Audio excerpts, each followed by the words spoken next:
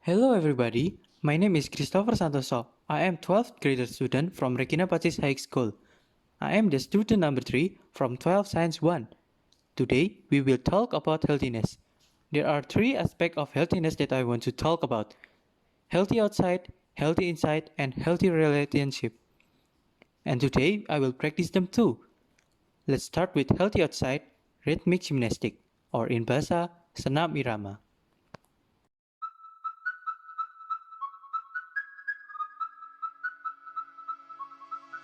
Creative rhythmic gymnastic is a gymnastic movement that is carried out in the rhythm of a music.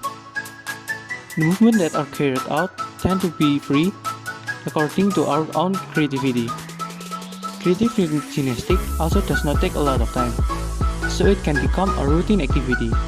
Even though it's only for a short time, the practice of rhythmic gymnastic can improve physical fitness. I think rhythmic gymnastic is the most suitable sport in the pandemic situation. How about you?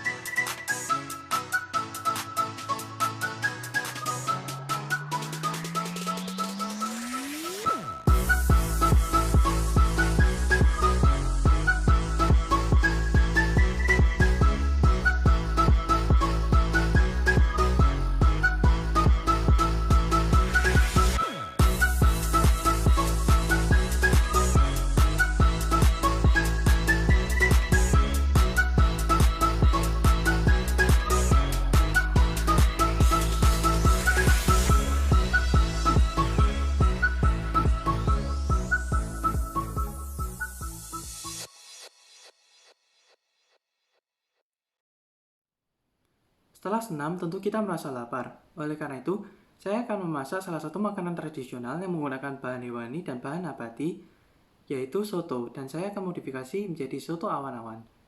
Saya akan melakukan penjelasannya dalam bentuk lagu. Mari kita dengarkan.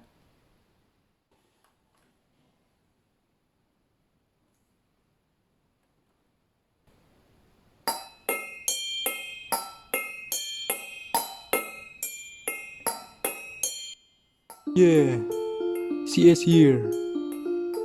Let's go. First, to cook soto, you have to prepare all the need. The main ingredients are rice and meat. Then leaves we need are lemongrass, bay, and orange leaf. Then prepare the spice such as garlic, onion, laos, and turmeric, beans, sprout, leek, and basil leaves as our garnish. First, you need to boil the meat. Leave it for 30 minutes and stay and still while you mash garlic, onion, and turmeric. And mash the lemongrass leaf. I said mash it, not smash it. Yeah. After 30 minutes of loneliness, we have to accompany the meat with the leaves. Put the lemongrass, bay, and orange leaf. Oh, and seems like the leaves would like to join in. And now the spices time has come. Throw the mashed spice into the stew. But the meat also need a break from the party. Put out the meat and slice it thin. I said slice it, not taste it, yeah. Then put back the meat into the stew and wait for other 30 minutes for the party while you boil the bean sprout in 1 minute and chop the leeks and basil into pieces. And the waiting time is over. It's time to end our hunger. Don't forget to thank God for the supper. Let's enjoy the soto. I'll see you later.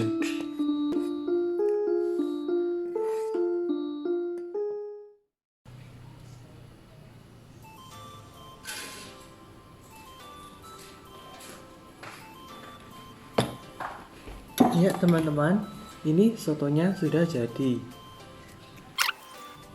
Tolong tambah dengan bumbu-bumbu penaburnya.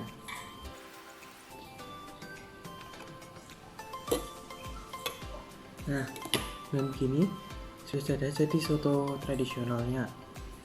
Namun, pada kali ini kita akan memodifikasi soto ini menjadi soto awan-awan. Yaitu saya menggunakan telur asin putih yang telah dicacah dan bubuk kerupuk udang. Lalu mari kita tuang. Nah, jadi seperti ini guys.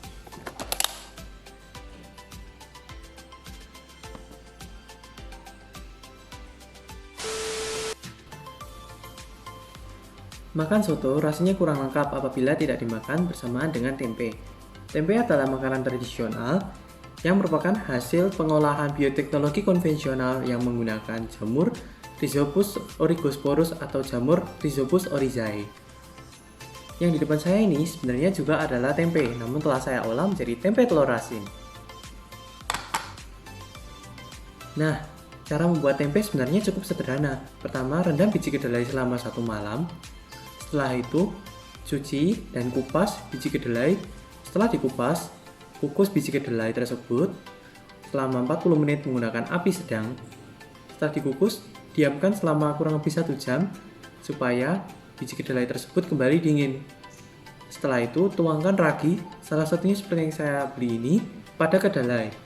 Pastikan bahwa kedelai telah dingin, karena ragi ini akan mati apabila suhunya terlalu panas. Setelah itu, bungkus tempe. Pastikan ada udara yang dapat masuk mengenai tempe. Jamur Rhizopus oryzae dan jamur Rhizopus orygosporus merupakan jamur aerob yang membutuhkan oksigen dalam pengolahannya. Lalu diamkan selama 2 hari. Tada, tempe sudah jadi. Tinggal digoreng atau bisa diolah seperti yang saya contohkan ini. Oh iya, tempe juga merupakan makanan cemilan yang sehat. Tempe terbuat dari kedelai yang kaya akan protein. Lalu apabila Anda tanya, mengapa kita tidak menggunakan kedelai saja untuk mengganti nasi? Hal ini dikarenakan kedelai tidak memiliki kandungan karbohidrat yang cukup.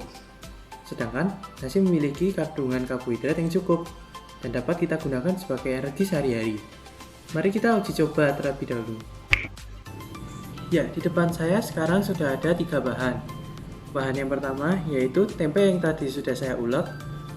Lalu bahan kedua adalah nasi yang juga sudah saya ulek, dan yang ketiga adalah pisang yang juga sudah saya ulek. Kita mengulek semua bahan-bahan ini dengan tujuan supaya mereka memiliki struktur yang mirip dengan kunyahan yang terjadi di mulut kita. Untuk menguji keberadaan amilum atau glukosa dalam makanan ini, kita memerlukan iodin. Betadine mengandung iodin, oleh karena itu kita dapat menggunakannya. Mari kita coba.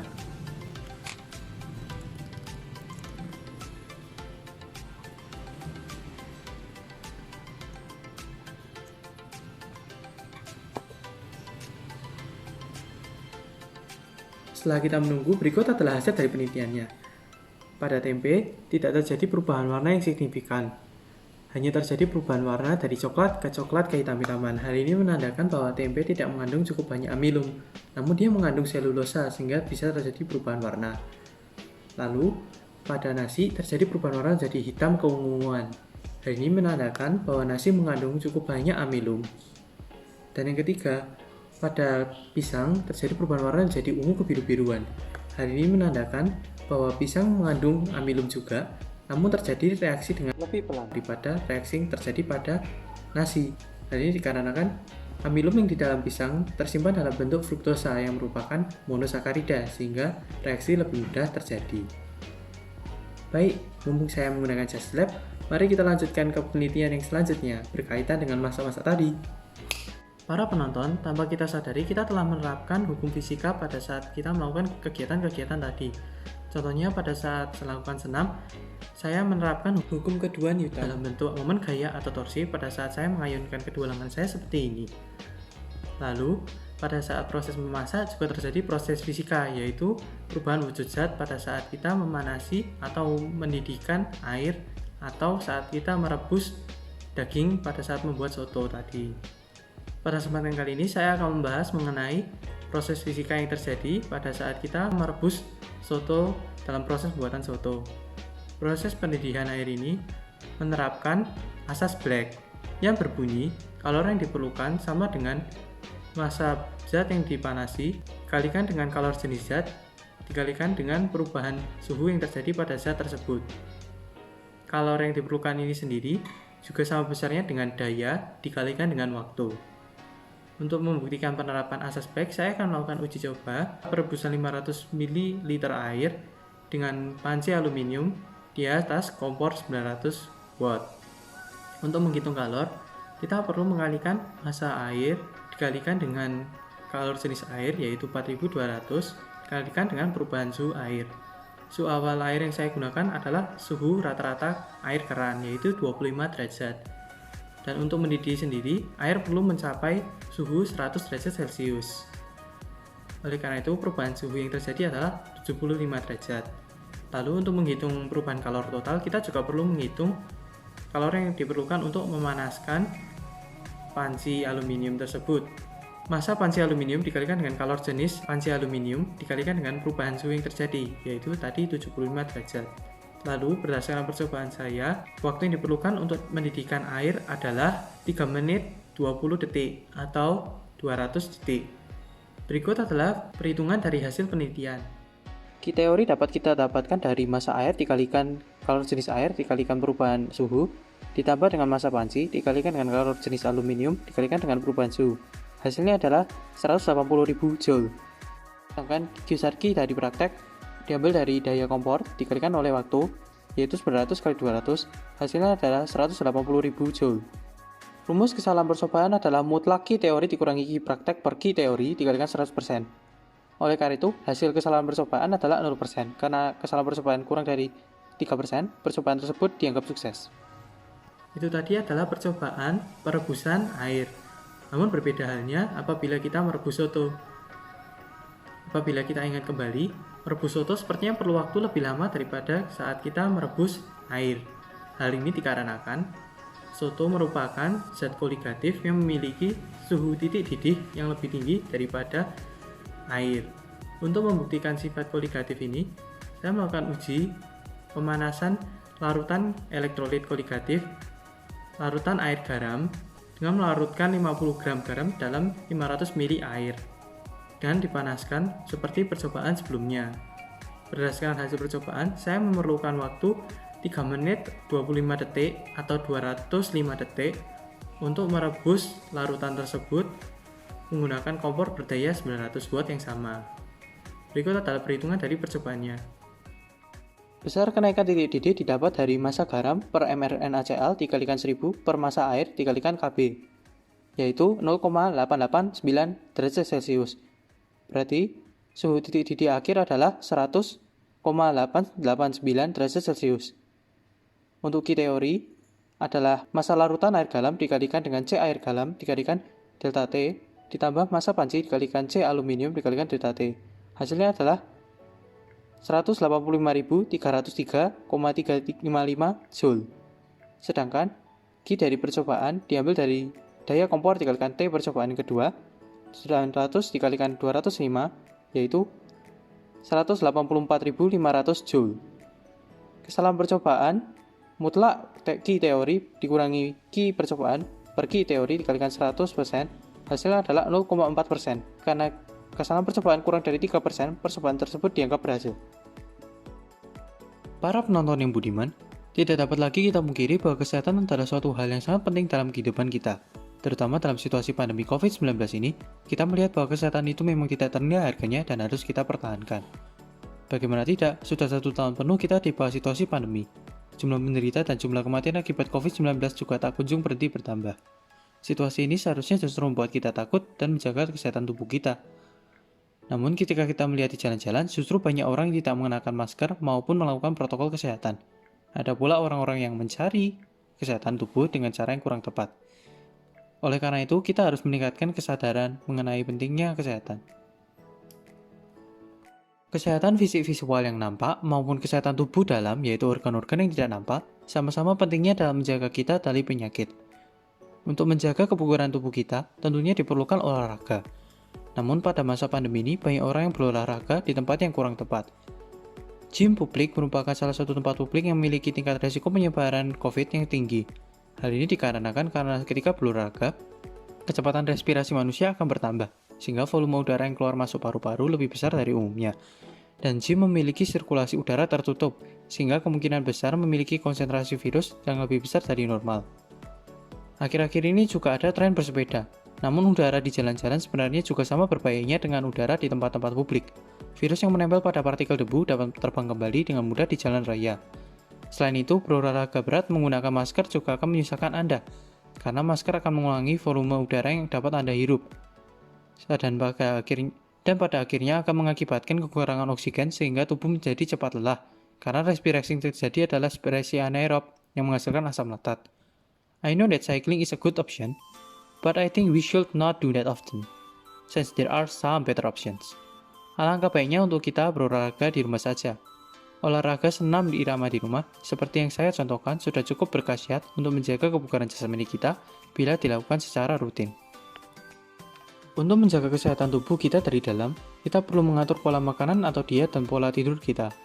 Dengan makan makanan yang sehat, kita dapat meningkatkan sistem imun kita.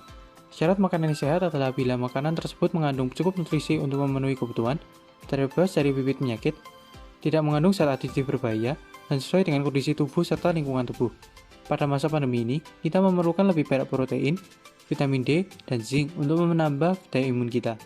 Ketiga nutrisi ini umumnya dapat kita temukan pada daging merah, sayuran putih, dan sayuran hijau. Cara memasak juga memengaruhi kandungan nutrisi pada suatu makanan. Contohnya protein akan rusak apabila dimasak dengan suhu yang terlalu tinggi. Makanan seperti soto mengandung ketiga nutrisi tersebut karena mengandung daging merah yaitu daging sapi, sayuran putih yaitu tauge, dan sayuran hijau yaitu daun bawang.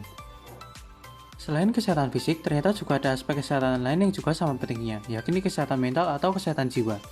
Harus kita akui bahwa pandemi ini membuat tekanan baru pada kehidupan kita.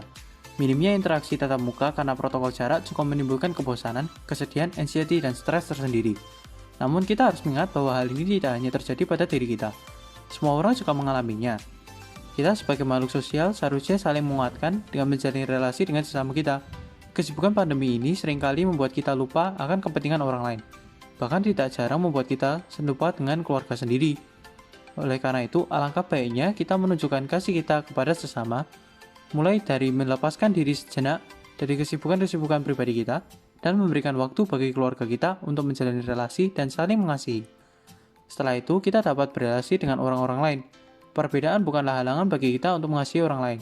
Indonesia memang negara yang memiliki banyak keberagaman, dan itu adalah sebuah keindahan. Bagi umat Kristiani, mengasihi sesama adalah salah satu hukum yang terutama, yakni hukum kasih yang kedua, kasihlah sesama manusia seperti dirimu sendiri. Tuhan Yesus telah mengajarkan apa arti dari sesama melalui perumpamaan orang Samaria yang baik hati dalam Lukas 10 ayat 25 sampai 37. Bahwa sesama kita adalah mereka yang mengasihi kita tanpa syarat, tanpa membeda-bedakan. Oleh karena itu, kita juga harus menjadi sesama bagi orang lain yang membutuhkan. Mengasihi tanpa syarat. Kita dapat mewujudkan kasih kita dengan menyumbangkan dana langsung, makanan, serta protokol kesehatan bagi yang membutuhkan. Saudara kita yang beragama Muslim juga sedang merayakan bulan Ramadan, berkurban dan beramal. Mari kita turut memaniskan momen ini dengan membangun relasi dan saling membantu. Mari kita buktikan pada dunia bahwa Indonesia adalah negara maju yang menjunjung toleransi. Jadi sudah bisa kita simpulkan bahwa kesehatan memanglah sangat penting. Setiap orang harus menyadari pentingnya kesehatan pada masa pandemi ini. Kesehatan fisik visual, kesehatan dalam, dan kesehatan mental semuanya berperan penting untuk menjaga kita tetap hidup dalam pandemi ini. Apabila kita tidak menjaga kesehatan kita, maka kita membahayakan nyawa kita dan sesama kita. Terlebih lagi orang-orang di dekat kita. Kita tentu tidak ingin hal ini terjadi. Oleh karena itu, marilah kita menjaga kesehatan fisik visual, kesehatan dalam, dan kesehatan mental bersama-sama. Baik, sekian dari saya. Mohon maaf apabila ada kesalahan dari saya. Terima kasih.